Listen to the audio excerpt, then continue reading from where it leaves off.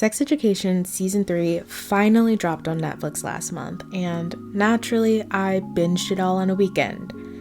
This season gave us Will They Won't They, Geek Gets Popular Girl, chronic miscommunication, and, of course, a little teenage rebellion.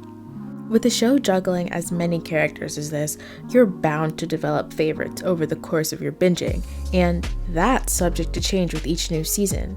I'm going to be sharing my personal ranking of the main characters. I want to remind you that this is just my opinion, and nothing here is a fact. This is literally just how I feel. So if you disagree, that's totally cool. I completely and 100% respect that, even though you're wrong. Coming in 15th. Don't be mad, Maeve and Isaac shippers. Yes, he's my lowest ranked character, but lowest ranked doesn't mean I dislike him. I actually think he's a good character, and I genuinely like the scenes with him and Maeve. They have good chemistry, and Isaac's quick sarcasm makes him quite likable. He tells Maeve about the deleted message from Otis. Honestly, very commendable. I was waiting to see how all that would play out, and I really wasn't expecting for him to just own up to it on his own like that. And the intimacy scene, I mean, can we just take a moment to appreciate what the show has done here with that? I don't know how many intimate scenes I've seen with people who are differently abled, but I think this was handled pretty well. The open dialogue and lesson in consent is important for all viewers, and I'm glad we got this moment without it feeling too pedantic. I do love that Isaac didn't wait around for Maeve either to choose between him and Otis. I love when a character knows their worth, and to be honest, he's made a pretty accurate case about Otis not understanding Maeve and treating her honestly like shit. He's not exactly wrong about that, and I kinda wish other characters thought similarly about the situation. We'll get more into Maeve and Otis later though. With all that being said, I think where Isaac falls short for me is that we don't really get to see him interact with the whole gang like the other characters in the show. And to me, that's one of the best things about these group ensemble type shows. And when we do see him interact with anyone else, it's only Otis, and that's just not great. Isaac's attached to Maeve in a way that none of the other characters are codependent on the existence of another. Without Maeve, we wouldn't really need Isaac, and so it makes it difficult to really appreciate his character as more than just a potential love interest. I like Isaac, I do. I just want to see more of him outside of Maeve's world. Then maybe I can get to love him more as a character.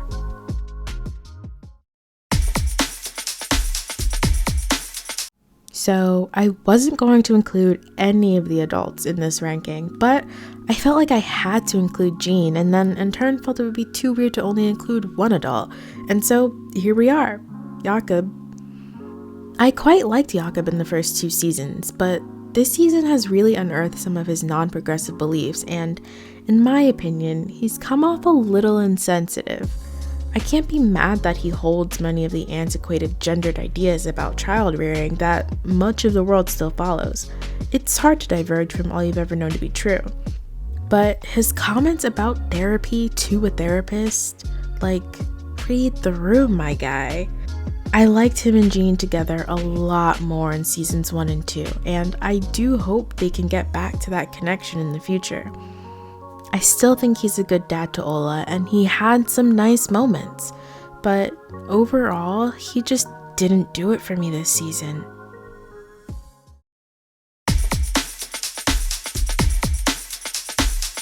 So, I fucking love Raheem. Like, I love him. First of all, he's gorgeous. As is much of the cast. I mean, come on, Netflix, y'all really did that. And when he showed up in season 2, I was here for it. The way Eric absolutely blossomed with Raheem made me so happy because I love Eric, but we're going to talk about him later.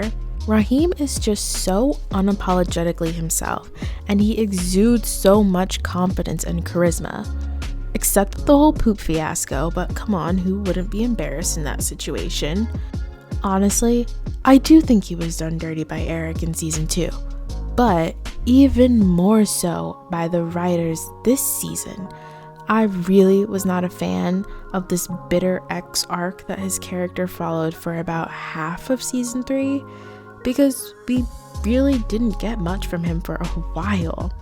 Nevertheless, when he did show up, most memorably in what we will call Poopgate, he was just as charming as ever. Obviously, Netflix is hinting at a possible romance between Raheem and Adam, which I don't know how I feel about exactly. But if it means more Raheem on my screen than Raham, Adim, whatever you want to call it, I'll get behind it. And then maybe we can move him up higher on this list.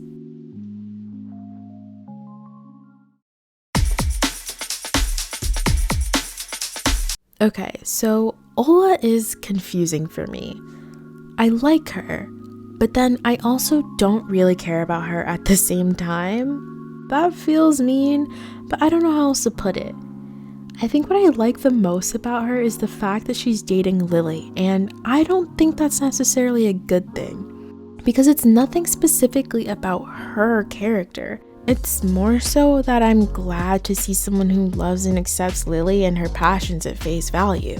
Other than that, I wasn't really engrossed in Ola's storyline until the end with the baby being born, and then I did realize that I was being a little harsh on her. I think it's because she didn't really have a chance to open up until then, which kind of was literally the whole point of her storyline. She felt like nobody was listening to her. And so I was more focused on what was happening with everyone else. Her relationship with Lily also feels very one-sided, with Ola seeming like she's putting in twice as much effort to make things work. It made me feel sad for her in a way, but again, their story fell too flat to really evoke much.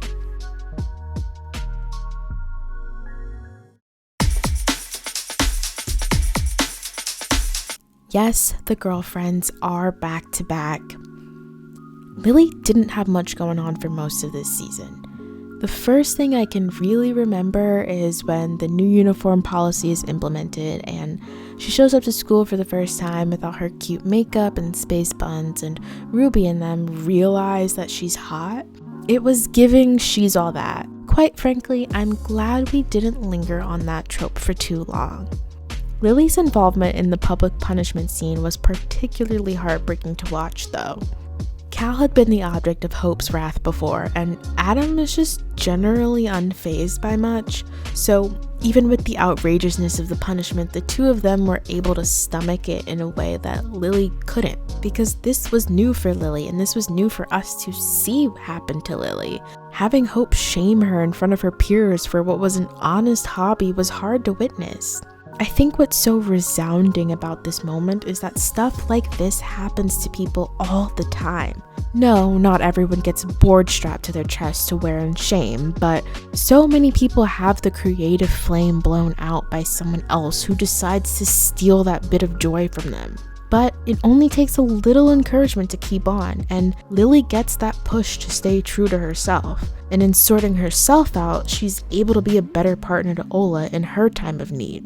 Like I said, Ola is definitely more invested in the relationship than Lily. Lily can be quite aloof and absorbed by her imagination and just generally not grounded in what's happening around her. Do I think she's a good partner? She's not great, no. But I think she can be a compelling character when given enough screen time, and that's something.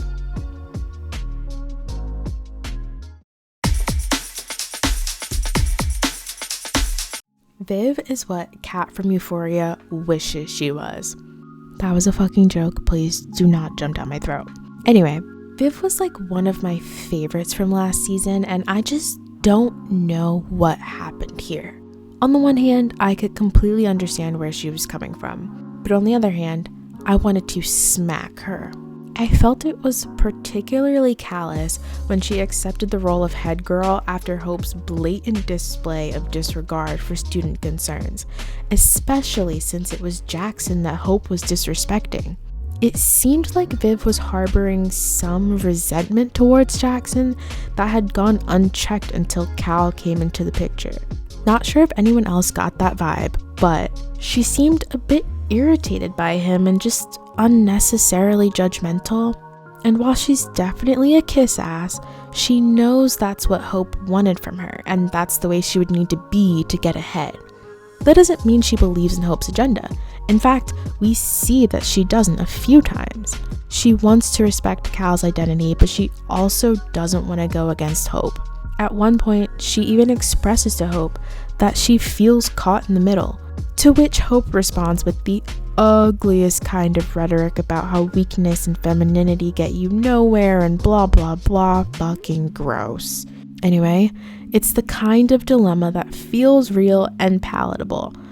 Defying authority can be extremely difficult, especially when the consequence is more than likely overwhelmingly negative.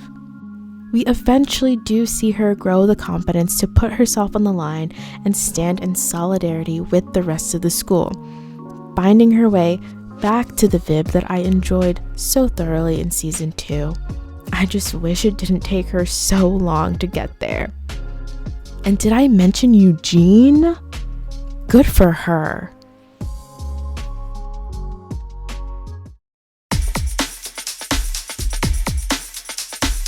Is this low?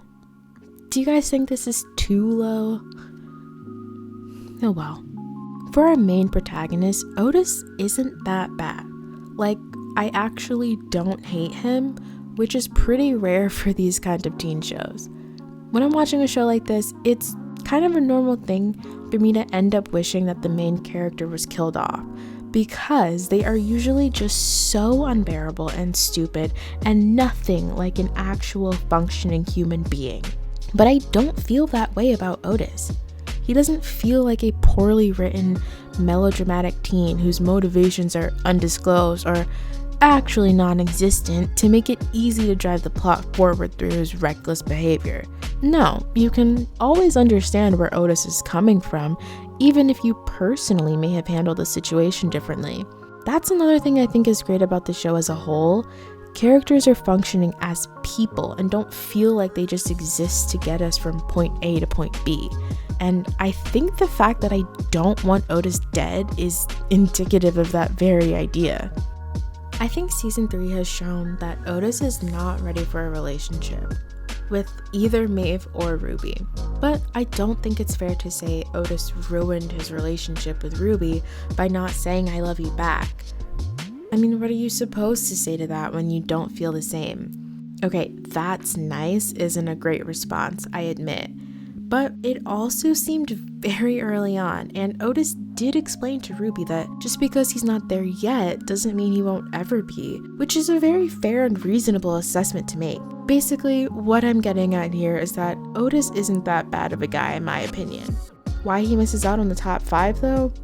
I just love the other characters more.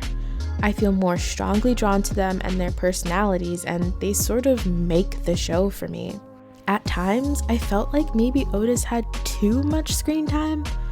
I don't know, I think there were just more interesting conversations that I could have been watching sometimes. Otis is just kind of floating to the background a bit for me, and honestly, I think I'm okay with that.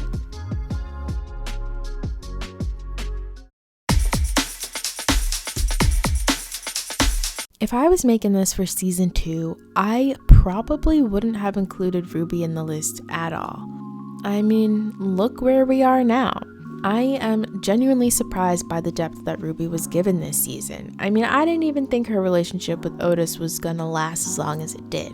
And honestly, it was a pleasant surprise. I thought I was gonna be more annoyed with Ruby and Otis than anything, but over time, the pair grew on me, and that's primarily because Ruby grew on me.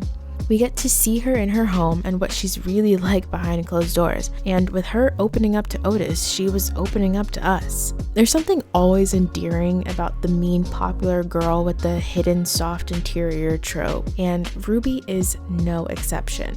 I love that she loves Otis and that she wants to do so publicly after foregoing their secret sex life. And I love that she experiences heartbreak and we get to see her finally lean on Anwar and Olivia as her friends in a non-superficial manner, and that they come through for her. However, I don't think that Ruby and Otis are endgame. I know, burn me at the stake, push me into traffic, whatever, but I just don't see them getting back together, and quite frankly, I don't think that they should. What I would like to see is a Ruby-Adam friendship bloom in season 4. I think that's the relationship that the people need. Oh, and the fact that Ruby got into a physical fight with the headmaster of the school and saw no consequence? Really, who else could have pulled that off?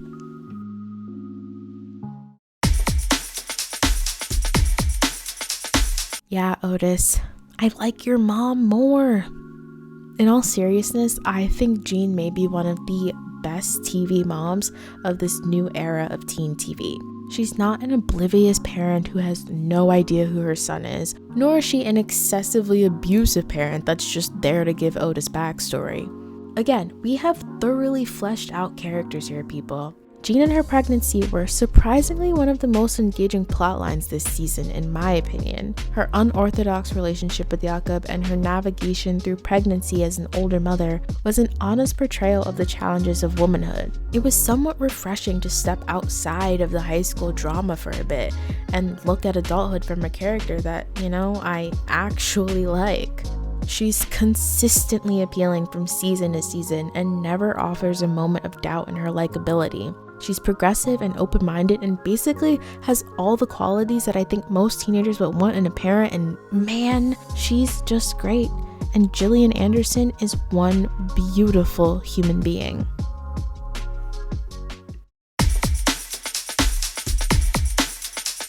This one may be my most controversial placement. I feel like Maeve is universally loved and would easily dominate most rankings, so why is she just missing out on my top 5? To put it simply, she's just not the best. I don't really have anything negative to say about her. I think she's a good character. I like her with Isaac, and I also like her with Otis.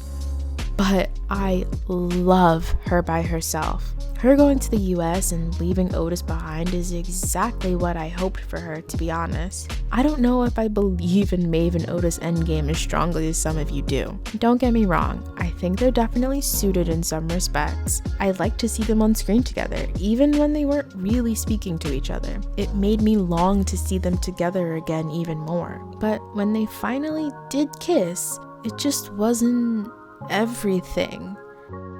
It feels like it's been so long since they've spent a considerable amount of time together that was actually meaningful and not just riddled with subtext and unspoken longing. It's kind of made me forget why I'm supposed to want them together. So now I don't really think that I do. I think they've outgrown each other and that they're just grasping at what once was.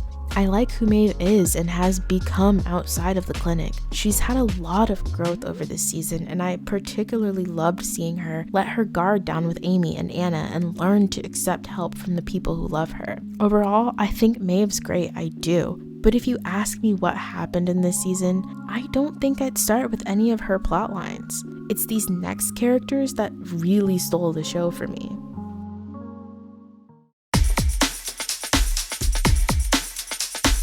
Eric is the life of the party. He's kind of what has kept the show afloat for the first 2 seasons. He's reliable in the sense that when he's on screen, you know you're bound to laugh or vibe or just feel something. Some of you may be annoyed that he's ranked this high because of some of his behavior in this season, but I still believe he's a great character that deals with situations realistically. That doesn't mean I have to agree with his decisions, it just means I think he's a well-crafted character that feels like an actual human being.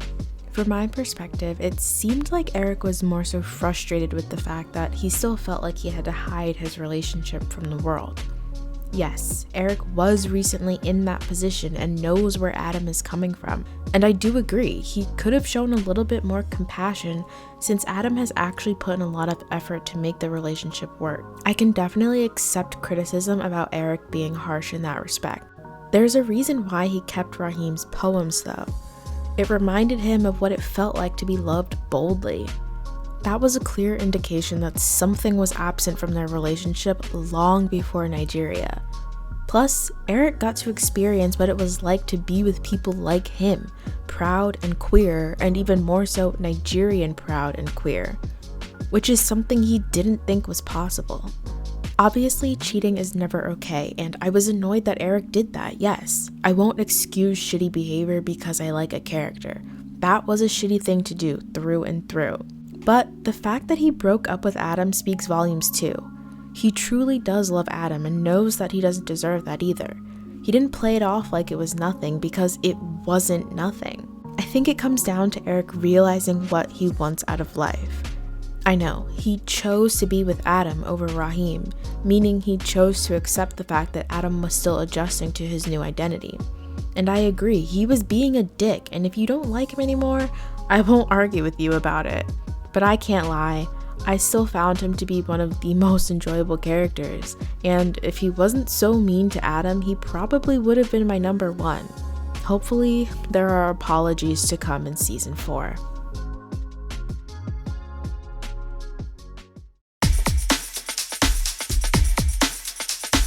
Adam Groff really did that this season. I mean, come on, guys.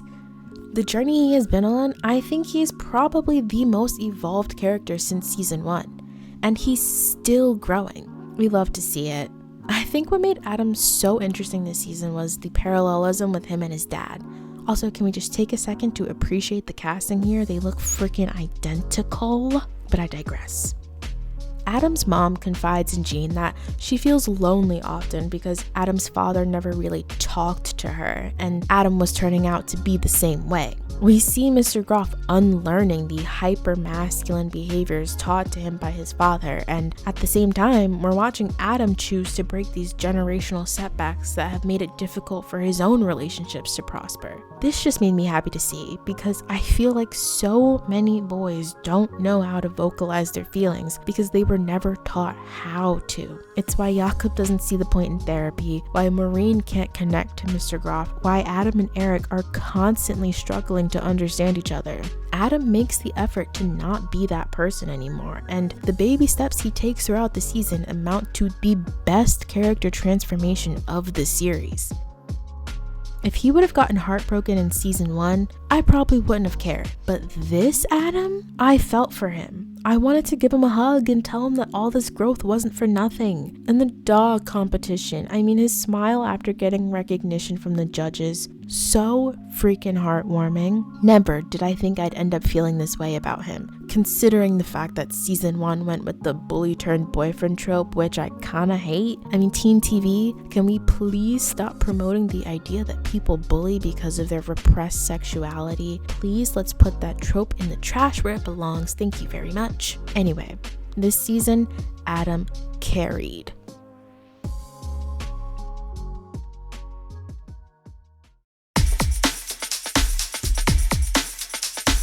I love Jackson more and more each season. At one point, I literally caught myself swooning over this man. Insane. I don't know how that happened, but I think ever since he's been released from the restraints of athletics, his personality has expanded in ways that have made him one of my favorite characters to see on screen. His friendship with Cal was probably the best thing about this season for me. It just felt so organic and genuine, and I found that I was smiling to myself when they would be on screen together. I don't know, this may be a hot take, but I think sex education does friendship so much better than it does romance. And I honestly don't think that there's anything wrong with that. I would actually argue that a good friendship is more endearing and satisfying to see than a romantic relationship, especially in shows targeted towards teenagers. Not a single scene with Jackson was a miss, and truthfully, I would have loved to see even more screen time for him. He was just great all around. Like, there is actually nothing negative I could possibly say about him. I could sit here for another 40 minutes and go on and on about how aggressively attracted to him I am, but nobody wants to hear that. Basically, what I'm trying to say is Jackson supremacy.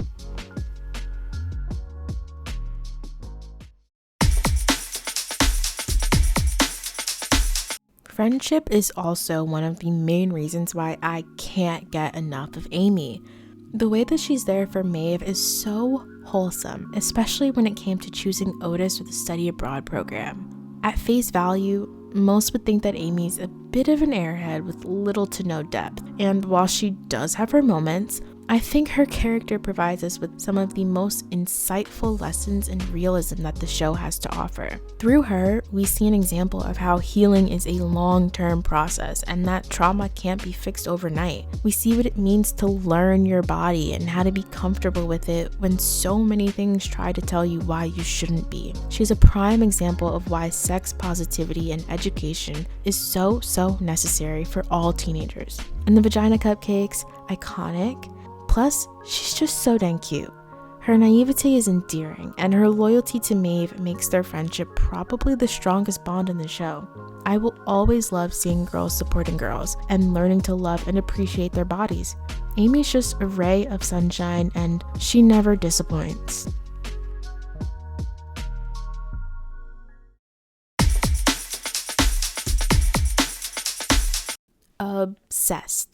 Obsessed, literally obsessed. If you didn't instantly love Cal, I think we were watching different shows, I fear. Everything about them is lovely. Like I said for Jackson, I couldn't stop from feeling all warm and fuzzy when the pair of them were on screen together, and that's largely due to Cal.